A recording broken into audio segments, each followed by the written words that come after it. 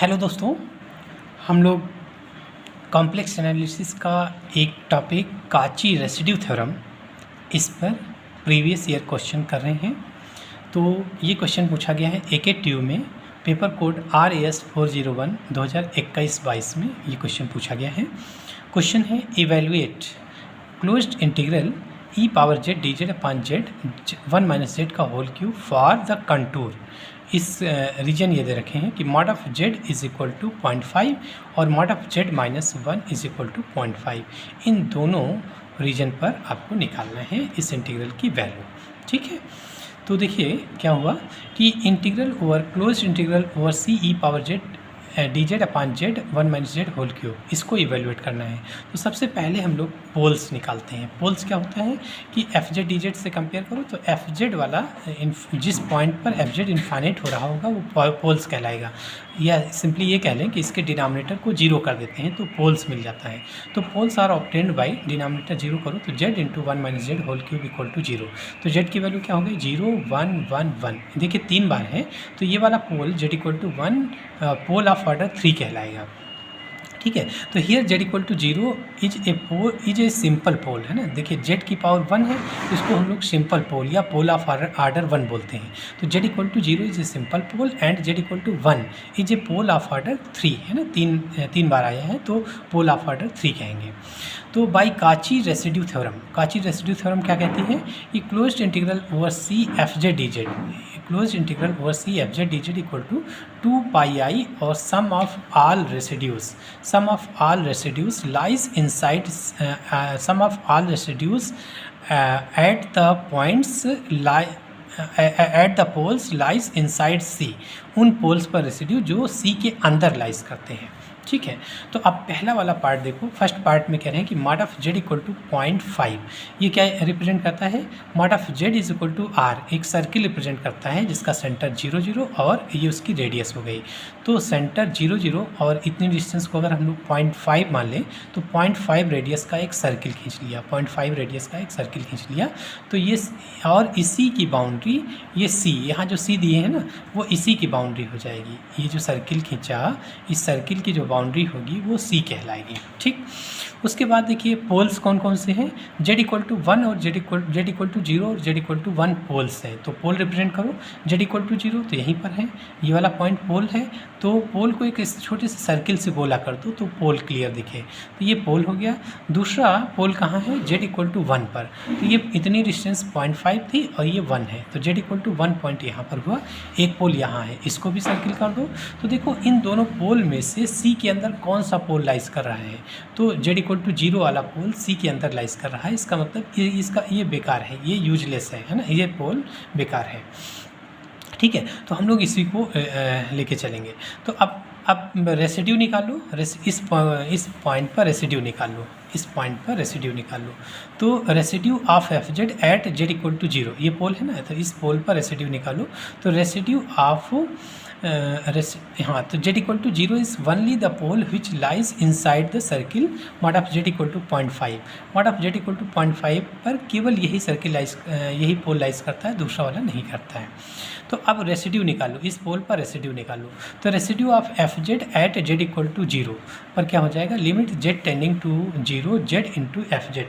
Formula क्या होता है, जेड अगर सिंपल पोल है जेड इक्वल टू ए पर आपको रेसिड्यू निकालना है एफ जेड का, तो क्या होता है residue of f z at z equal to a, z equal to a पर फार्मूला क्या होता है कि limit z tending to a, ये वाला जेड टेंडिंग टू ए और फिर z minus a into f z जो फंक्शन दिया होगा, जेड माइनस ए के साथ एफ जेड इंटू कराएंगे, इसकी वैल्यू निकालेंगे तो ये हमारा residue at z equal to a आ जाएगा। इस क्वेश्चन में ए की वैल्यू क्या है 0, तो जेड इक्वल टू 0 पर आपको रेसिड्यू निकालना है। तो z tending to 0, z minus 0 का मतलब जेड इंटू एफ जेड हो जाएगा। ठीक है, तो वही हुआ कि residue of f z at z equal to 0, तो limit z tending to 0 z into f z हो गया। तो ये आ गया limit z tending to zero, और जेड एफ जेड की वैल्यू क्या दे रखे हैं, e power z upon z 1 minus z का होल क्यूब। एफ जेड कौन सा होगा, जो क्वेश्चन में दिया होगा, ये डी जेड के अलावा जो कुछ होगा वो एफ जेड होगा। तो ई power z upon z 1 minus z का होल क्यूब, ये वैल्यू आपने यहाँ पर उठा के एफ जेड की जगह रख लिया। तो जेड से जेड कैंसिल हो गया, उसके बाद जेड की जगह जीरो रख लो, तो ई पावर जीरो की वैल्यू 1 और 1 माइनस जीरो होल क्यूब मतलब 1। तो फाइनली इसकी residue of f z at z equal to zero क्या हो गया, 1 हो गया। अब फार्मूला क्या है, integral over c e power f z d z equal to 2 pi i into sum of all residues. तो एक ही रेसिड्यू था, अगर ये भी सर्किल के अंदर होता तो इस पर भी हम रेसिड्यू निकाल के फिर दोनों को जोड़ लेते। चूँकि यहाँ एक ही रेसिड्यू है तो उसका सम भी यही हो जाएगा केवल। तो 2 pi i into sum of all residue का मतलब 1 हो गया। तो integral over C f z d z, f z की value e power z z 1 minus z whole cube d z equal to 2 pi i हो गया। एक answer तो ये हो गया first part mod of z is equal to, अगर 0.5 लेंगे तो इंटीग्रल की वैल्यू ये हो जाएगी। अब अगर सेकंड पार्ट है कि मॉड ऑफ जेड, सर्किल ये होता है, mod of z minus 1 is equal to 0.5, यानी सेंटर कहाँ पर है 1, 0, इसको 0 करो तो जेड इक्वल टू 1, तो 1, 0 पर उसका सेंटर है, और जो है उसकी रेडियस कितनी है, रेडियस जो है वो 0.5 है। तो चलिए इसको देखते हैं। तो देखिए अगला C की वैल्यू दिए है ये सर्किल, अगला सेकंड पार्ट है कि mod of z minus 1 is equal to 0.5। तो ये क्या रिप्रेजेंट करता है, एक सर्किल रिप्रेजेंट करता है जिसका सेंटर 1, 0 और रेडियस 0.5 है। तो बना लीजिए 1, 0 मतलब इतना 0.5 था, ये 1 है, जेड इक्वल टू 1, तो ये उसका सेंटर हो गया। और यहाँ से 0.5 रेडियस लेकर, 0.5 इतनी डिस्टेंस है 0.5, इतनी रेडियस लेकर एक सर्किल ड्रा कर लो। तो इस सर्किल की इक्वेशन होगी mod of z minus 1 is equal to 0.5, और इसकी बाउंड्री को C कहेंगे, इसकी बाउंड्री को हम लोग C बोल देंगे। अब देखिए पोल कहाँ कहाँ है, तो पोल तो वही दो पोल हैं, एक जेड इक्वल टू 0 पर है, एक जेड इक्वल टू 1 पर है।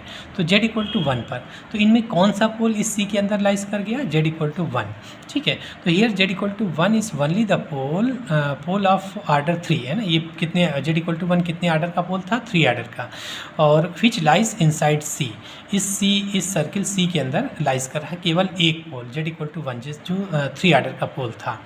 तो residue of f z at z equal to 1 है ना, जेड इक्वल टू 1।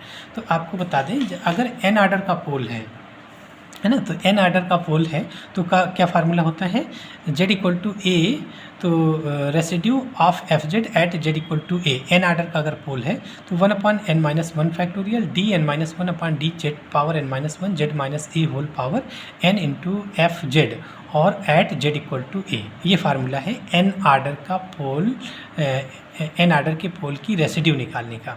अब यहाँ n की वैल्यू क्या है 3, तो n की जगह 3 रख लो, और a की वैल्यू क्या है, a की वैल्यू 1 है, तो a की जगह 1 रख लो। तो कितना हुआ 1 अपान 3 माइनस 1 मतलब 2 फैक्टोरियल, ये हो जाएगा d2 upon d z square, z minus a की जगह 1, जेड माइनस 1 का whole cube into f z कितना था, ई पावर जेड जो क्वेश्चन में दिया है f z, integral over C f z d z, तो ये एफ जेड हो गया e power z z into 1 minus z का whole cube at z equal to 1। तो देखिए इसमें अगर इससे माइनस कामन ले लें तो ये जेड माइनस 1 बनेगा, तो माइनस 1 की पावर 3 मतलब फाइनली माइनस आएगा, तो उस माइनस को हमने बाहर कर दिया, 1 अपान 2 फैक्टोरियल का मतलब 2 हुआ, d2 upon d z square, तो ये क्या बन गया जेड माइनस 1 का होल क्यूब, तो ये दोनों कैंसिल हो जाएंगे, तो क्या बचेगा ई पावर जेड अपान जेड, इसका 2 बार, और फिर एट जेड इक्वल टू 1 निकालना है, तो इसका 2 बार डेरिवेटिव कर लो, तो माइनस 1 अपान 2 एक बार डेरिवेटिव करेंगे, 1 टाइम डेरिवेटिव करेंगे, तो इसको एक फंक्शन को ई पावर जेड, दूसरे को 1 अपान जेड मान लो, तो फर्स्ट फंक्शन 1 अपान जेड का integration minus 1 upon z differentiation minus 1 upon z square plus first function का derivative e power z into second function 1 by z, ठीक है। तो ई पावर जेड कॉमन ले लीजिए दोनों में, तो कितना हुआ 1 upon Z minus 1 upon z square, ठीक है, एक बार अभी और डेरिवेटिव करना है इसका, एक बार और डेरिवेटिव कर लो, फिर z इक्वल टू 1 रख देना है।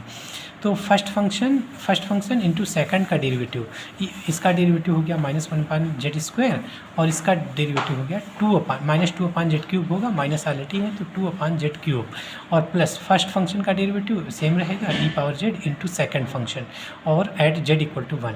अब z की वैल्यू 1 रख लो तो e⁻1 e हो गया और -1 और +2 -1 +2 प्लस e⁻1 मतलब e और ये हो जाएगा z की वैल्यू 1 रखिए तो 1 - 1 ये तो 0 हो गया, ये हो गया आपका 1 यानी e हो गया, इस पूरे की वैल्यू e हो गई, सो -e/2। अब फार्मूला क्या है, एक ही पोल इसके अंदर लाइज कर रहा है, इसके अंदर एक ही पोल लाइज कर रहा है, तो फार्मूला क्या है कि integral over C fz dz equal to 2π into sum of all residues, है ना, sum of all residues at poles lies inside C के अंदर जितने पोल्स हैं उन सब पर रेसिड्यू निकाल के उन सब का ऐड करना है। तो एक ही था तो यही हो जाएगा -e/2, 2 से 2 कैंसिल तो कितना हो गया -e⁻i और fz की वैल्यू रख लो, fz कितना था e⁻z/z इंटू 1 - z का होल क्यूब, तो इसकी वैल्यू हो गई -e⁻i। ठीक है, तो दूसरे वाले केस में, दूसरा केस कौन सा, mod of z -1 is equal to 0.5, इस केस में वैल्यू आ गई इंटीग्रल की वैल्यू ये हो गई। तो वही जो बाउंड्री है सी जितना अलग अलग लेंगे, ठीक है, वो डिपेंड करता है, ये रिजल्ट डिपेंड करता है सी पर कि जो हम लोग सी ले रहे हैं, बाउंड्री ले रहे हैं वो कौन सी हो रही। देखिए ये बाउंड्री लिया तो इधर ये रिजल्ट बदल गया। इसके पहले वाले में आपने देखा था कि -πi आया था, है ना, इसके पहले वाले में क्या आया था, इसके पहले वाले में 2π आया था ना, देखिए 2π आया था इसके पहले वाले में, तो mod of z equal to 0.5 पर कितना आया था 2π आई। तो इस तरीके से क्वेश्चन होते हैं, सबका लगाने का तरीका एक ही है, क्वेश्चन बदलेगा, ठीक है। तो बहुत सारे क्वेश्चंस आपकी बुक में भी दिए होंगे, कुछ हम यहाँ पर करवा दे रहे हैं, इन सब की अच्छे से प्रैक्टिस कर लीजिएगा, इम्पॉर्टेंट टॉपिक है, ठीक है। Thank you.